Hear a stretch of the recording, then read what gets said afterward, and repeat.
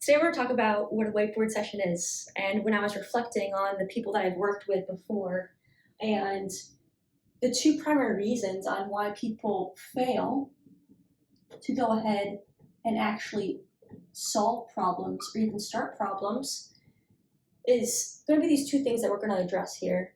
But we want to go ahead and we want to think about why we're trying to solve these problems. Well, we're trying to solve these problems because they can limit our growth as a person. They could limit our skill set, our leadership abilities, and then our ability to communicate effectively, which limits our success. And what is success? We could dive down a whole nother layer of questions on how do you define success. And during this session, we'll figure out what success actually means to you. But why are these things important, and why do people tend to fail to even start the problem-solving process? And they just let problems sit there and become very stagnant in nature. And well, the first reason is people lack a framework to actually start this process that we call brainstorming. If you look at the second half of this word, storming, the first visual that comes to my mind is this.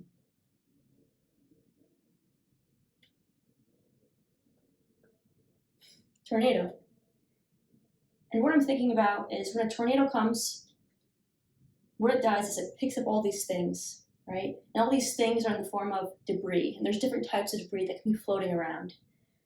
In a whiteboard session, the debris that is floating around could be questions, experiences, ideas, curiosity, vulnerability, courage, collaboration, intensity, identity, all these things that we value as a person. And it is our job in this brainstorming session to be able to lift up all these things, mix them around, and the best part is, just like a tornado, these things are cycled. And then we start to identify and focus in on each one of these things that allows all these things to be grounded, to be simplified. And when the tornado dissipates and is clear, you see what is left and what is remaining, and that starts to lead us towards our action plan.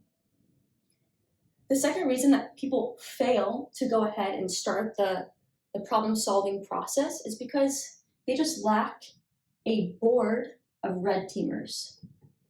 Red teamers. And so red teamers, to put it pretty simple here, would be something like this.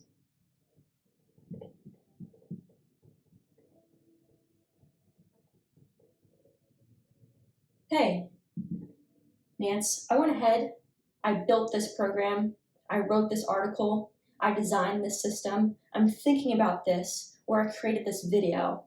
I personally think it's a C at best. Can you go ahead, Nance, offer me some advice, think with me, to help make this thing maybe a B? Because this is truly the best that I can do right now, and it's not working. And so your board of red teamers are people that you need to have in your corner, people who challenge your ability to think, to go ahead and express yourself, to simplify, to expand on ideas, to elaborate. Without red teamers, or if your red teamers don't actually increase your game or your ability or push any of these limits, it's hard for you to actually solve problems and to allow those problems to actually just to be solved. And we know that when you think about this, just over time, what happens to problems? Well, problems could start off something very simple, but as time goes on, you add more people to your business, you go ahead, you start working with bigger companies, you work with more athletes, you start to have to deal with these bigger problems, and now they're more complicated. And what you built, wrote, designed, or thinking, this video you created before, isn't going to work. It's not going to cut it because this problem has extrapolated. And so now we have to think of a whole new way to do that.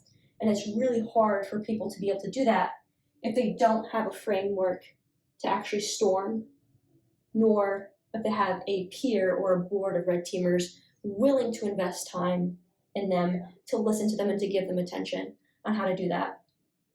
And why do we want to do this? Well, this leads us to our mission. There's a really good podcast I listened to with Anne Marie Oco. It's a Tim Ferriss podcast. I'll link it below. And she talked about this lesson that she learned with her dad called a world-class effort. Because ultimately, that's why I do a whiteboard session, because I'm trying to figure out, I'm trying to go ahead and capture the best version of you. And the only way we can do this, or a good way to explain this, is Gino, Coach Gino from UConn, women's basketball head coach. He kind of splits this triangle into two different ways. And you can use this method for various things. You know, it could be for a specific game, a project, a team that you're on. Because getting beat versus losing something are two different things. But functionally, the definitions do mean things are different.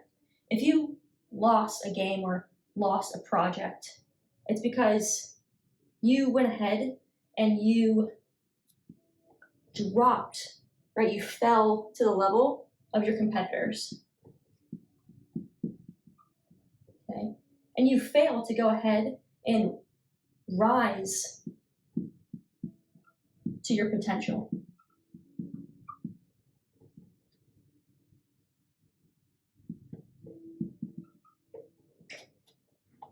And the third thing when we think about this,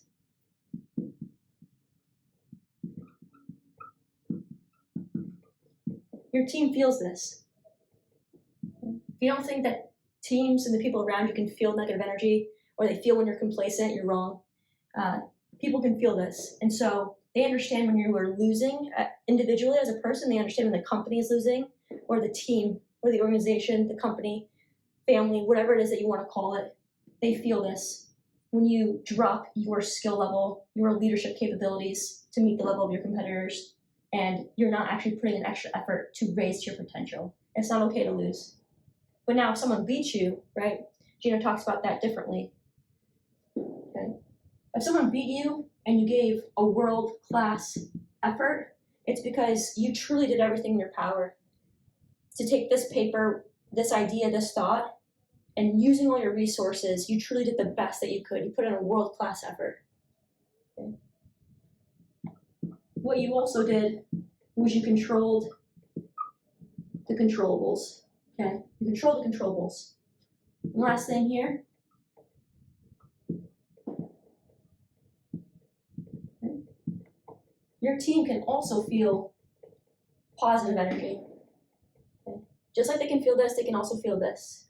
And hopefully, if I were to ask your team, your athletes, how they feel about you, and if they were to place you in one of these categories on a daily basis, I feel like my coach, my leader, my director is here. That's awesome. That's a great sign. I feel like my coach is here, my athlete is here, my team is here, my business is here. They can feel that. And this all leads into our mission and what we're trying to accomplish with the whiteboard session. And what we're really trying to do here is something simple. What we're trying to do is we're trying to break inertia, right? It's really easy for an object to stay at rest, but it takes a lot of energy to get something going. And that's what this whiteboard session is. This whiteboard session is to act as the thing that goes ahead to break inertia. Problems are massive at scales, and sometimes they're not very simple to solve. And it takes a lot of people from outside sources to go ahead and collaborate together to get a problem, an idea, a thought, a discovery in motion. And once it's in motion, and you see that it's in motion, it's really easy for that person in charge to go ahead and take that idea, run with it, and make it their own. And that's really what we're trying to do here. Because what we're going to be doing during this is we're assessing. We're going to assess what the data is saying. We're going to assess, okay, what is your team saying about this system? We're going to assess the system in itself. We're going to assess your history, where you want to go.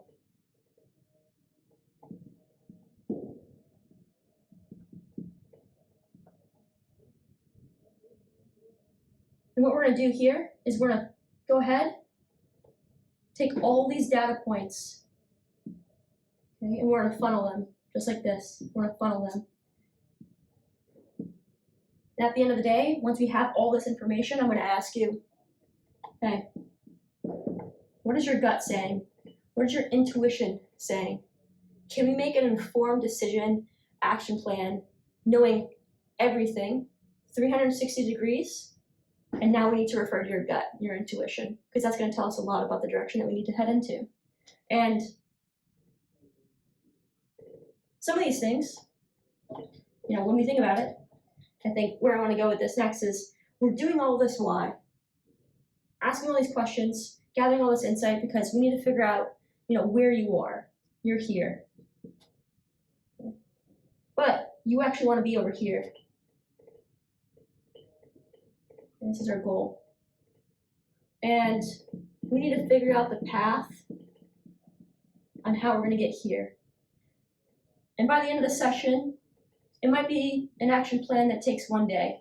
Because this one day thing might be a conversation. It might just be one conversation that you need to have that impacts your ability to get from here, to figure out this timeline. It might be something more like 1 month. 1 month you might have to build something because whatever you have built in place isn't working to get you from here to here. It might be something that actually takes 1 year because this is going to be something that is more complex and maybe it takes a great deal of accountability in order for this idea, this thought, this project to actually come to life. Maybe it was a hire and you're not actually going to see if this actually comes to full circle for another year to see if that hire was worth it. But all of these things here, we're going to figure out timescales, things that have to be done, and why we're doing this, right? We're doing all these things, we're gathering all this information, we're trying to connect all these dots because at the end of the day, we're trying to create this.